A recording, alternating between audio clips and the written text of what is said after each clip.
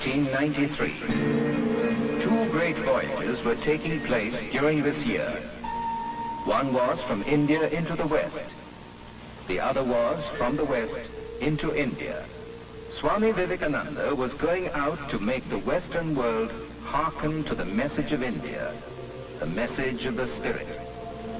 And Sri Aurobindo was coming back from the West to India to surprise her from her slumber of inertia.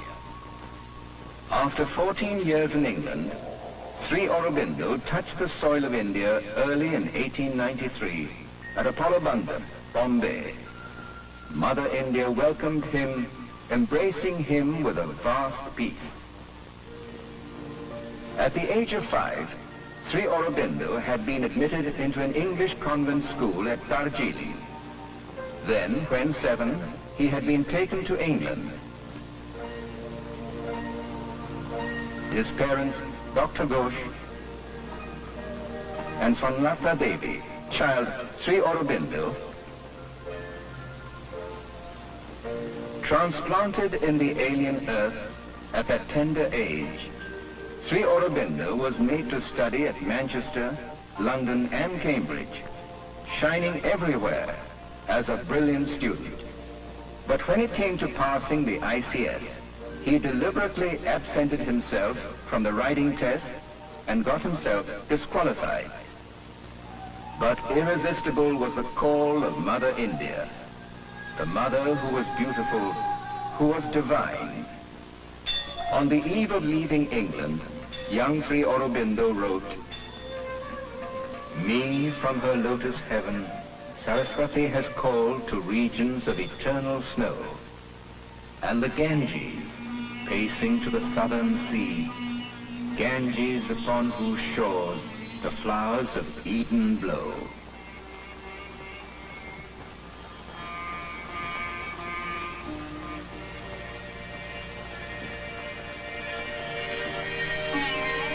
After reaching India, Sri Aurobindo straightaway went to Baroda and took up a job assigned to him by the Gaikwad, Maharaja Sayaji Rao. 13 years Sri Aurobindo spent at Baroda as a secretary to the Maharaja, then as a professor of French and English at the Maharaja's College. Later, its vice principal, and then as its acting principal. During this period, he married Mrinalini Devi at Calcutta. But his main activities, even during this period, could seldom be discerned from the surface.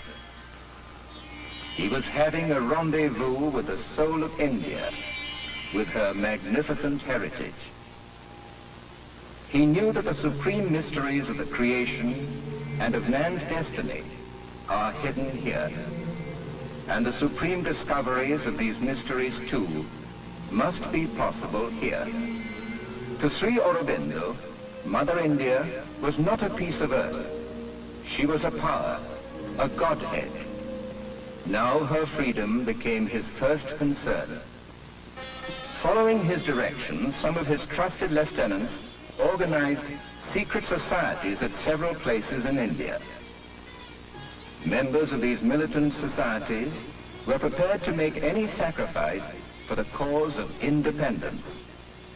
Preparing the ground for a nationwide political upsurge was not the only thing which preoccupied him then. He was determined to achieve unity with God. Once, here in Kashmir, on Shankaracharya Hill, there came to him spontaneously the experience of the vacant infinite. Experience after experience followed. But still his first and foremost concern was the awakening and the liberation of India. The government wanted to strike a fatal blow to the emerging spirit of nationalism in India, particularly in Bengal. Lord Curzon introduced his notorious scheme for the partition of Bengal. Immediately, there was a determined protest from the people. In a mammoth gathering, patriots and educationists of Bengal, under the leadership of Raja Subodh Malik, decided to found a national college. and they requested Sri Aurobindo to come and take charge of the institution. Giving up the prosperous Baroda service, Sri Aurobindo came down to Calcutta on a meager salary, which soon dwindled down to nothing. A renowned compatriot, Betan Chandrapal, invited him to collaborate in the launching of Vande Mataram. Sri Aurobindo accepted the invitation, and under his guidance, the paper soon became the herald of revolution. Sri Aurobindo visualized that through increasing non-cooperation and passive resistance, administration of the country by a foreign government could be made impossible. This included a boycott of British trade, the substitution of national schools for the government institutions, the creation of arbitration courts, and the creation of volunteer forces. None of these programs failed. The final victory was achieved through these means. The police had let loose brutal violence against the nationalist demonstrators, and Sri Aurobindo was tried in a court of law for preaching sedition through the paper Vande Mataram. But such arrogant actions on part of the government inflamed the people's fury.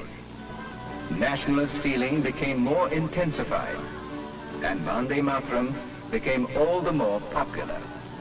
It was during this so-called sedition trial of Sri Aurobindo that Tagore wrote his famous poem, Rabindra. O Aurobindo, bows to thee. O friend, O country's friend, O voice incarnate, free India's soul. The government's move failed. Sri Aurobindo now demanded complete independence for India, Purna Swaraj, the first son of India to do so. In this he had found his greatest collaborator in that great statesman, Lokmanya Tilak. At the historic Surat session of the National Congress in December 1907, where all the top leaders of the then India were present, the nationalists, led by Tilak and Sri Aurobindo, clashed with the moderates. Nationalists held their independent convention.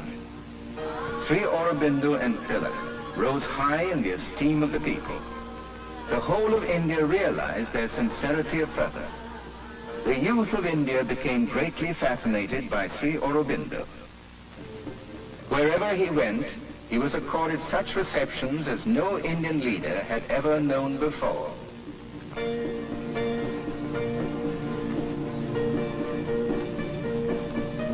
Aurobindo's genius shot up like a meteor. The government swooped down upon the main center of the revolutionary youths at Murari Pukur Gardens of Calcutta, Sri Aurobindo's paternal property. Simultaneously, the government arrested Sri Aurobindo. For 1 year, the trial continued in the Alipur Sessions Court before the judge, Mr. Beechcroft. He had been Sri Aurobindo's classmate at Cambridge.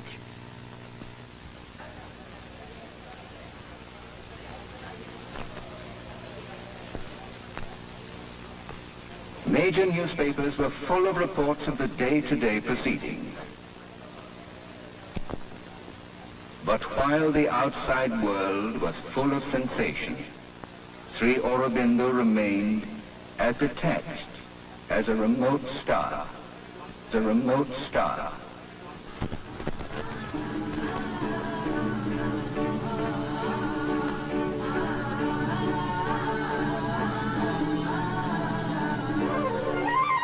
He was having splendid spiritual experiences of realizing Vasudeva as a divine in every object, in every being. One of the budding barristers of those days, C.R. Das, later the celebrated Deshbandhu Chittaranjan, had taken it upon himself to defend Sri Aurobindo. And well known are the inspired words with which Chittaranjan concluded his speech. Long after the controversy will be hushed in silence. Long after he is dead and gone, he will be looked upon as the poet of patriotism, as the prophet of nationalism, and the lover of humanity.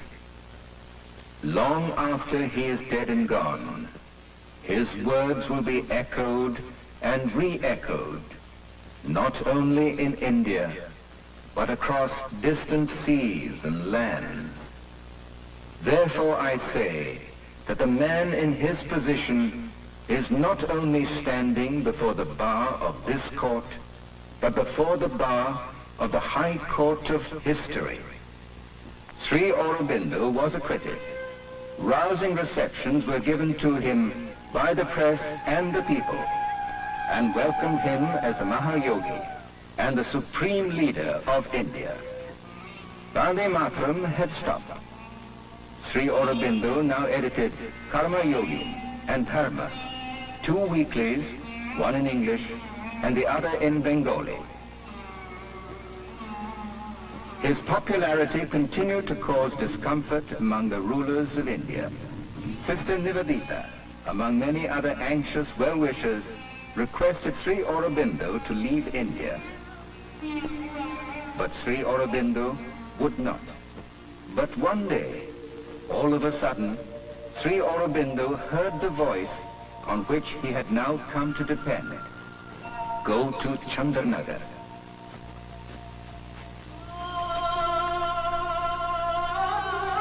His inner voice had assured him that India's independence was a certainty. He must go now to fresh fields and pastures new. And it was on his birthday that India achieved independence on the 15th August 1947. At Chandranagar, Sri Aurobindo received the guidance to proceed to the French colony of Pondicherry. Now he must dedicate himself to explore the uncharted horizons of man's destiny. Providence had chosen Pondicherry for this adventure in consciousness. Sri Aurobindo was received by his admirers at Pondicherry and was taken to the house of Shankar Chetty on the 4th of April, 1910. After Sri Aurobindo left Calcutta, the government issued a warrant against him for a so-called seditious article. Mr. Ramsay MacDonald, later the Prime Minister of Britain, who had met Sri Aurobindo at Calcutta, asserted that Sri Aurobindo had made his peace with the Eternal. Mr. Keir Hardie, founder of the Labour Party, supported Mr. MacDonald and challenged the government's wisdom in issuing a warrant against Sri Aurobindo. Sri Aurobindo, whom Romain Rolland described as the last great rishi and as the completest synthesis that has been realized to this day of the genius of Asia and the genius of Europe, was now engrossed in yoga. It was in the year 1914 that the mother, coming from France, met Sri Aurobindo for the first time. Born in France, the mother was always aware of her divine mission on earth. When she saw Sri Aurobindo on the 29th of March 1914, she instantly knew that the figure that guided her in her spiritual pursuit was his. The mother wrote after seeing Sri Aurobindo, "Him whom we saw yesterday is on earth. His presence is enough to prove that a day will come when darkness will be transformed into light."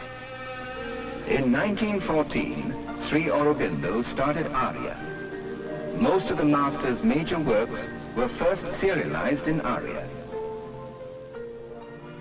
In Savitri, the longest poem ever written in English, and regarded by a Western critic as probably the greatest epic in the English language, a perfect cosmic poem, Sri Aurobindo reveals the unfolding destiny of man. According to the Mahabharata story, Satyavan's death is defeated by Savitri's intense and pure love. One day, the advent and victory of divine love in the human life will defeat all human misery, epitomized in death. The mother returned to Pondicherry in 1920 on the 24th of April. As came the mother, so gathered around her the children from all parts of the world, not ascetic sannyasis, but sadhaks of a life based on spiritual realization. The ideal being, the attainment to the life divine here, on this earth and in the earthly existence. Thus grew the Sri Aurobindo Ashram spontaneously in the course of the years, with Sri Aurobindo and the mother as its center. An eternal perfection is molding us into its own image of perfection.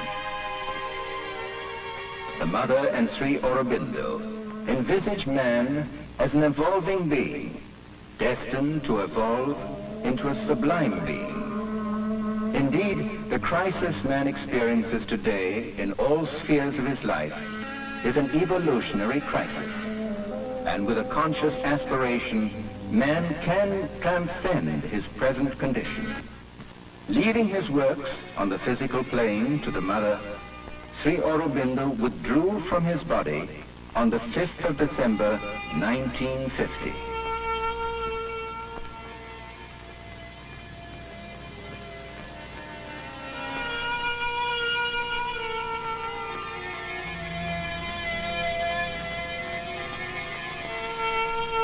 For 4 days the body remained aglow with the light which he had brought down.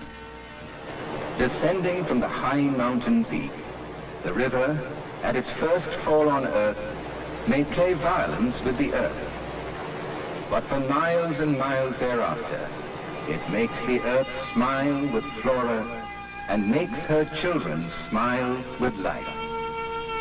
Perhaps through a colossal strategic sacrifice, symbolized in giving up the body, Sri Aurobindo facilitated the flow of the supramental light into the earth that will usher in the dawn of man's new destiny. The body was laid in Samadhi on the 9th December. This is how the mother's inscription describes the significance of the master's body. To thee who has been the material envelope of our master, to thee our infinite gratitude. Before thee who has worked, struggled, suffered, hoped, endured so much, before thee who has willed all, attempted all, prepared, achieved all for us, before thee we bow down and implore that we may never forget, even for a moment, all we owe to thee.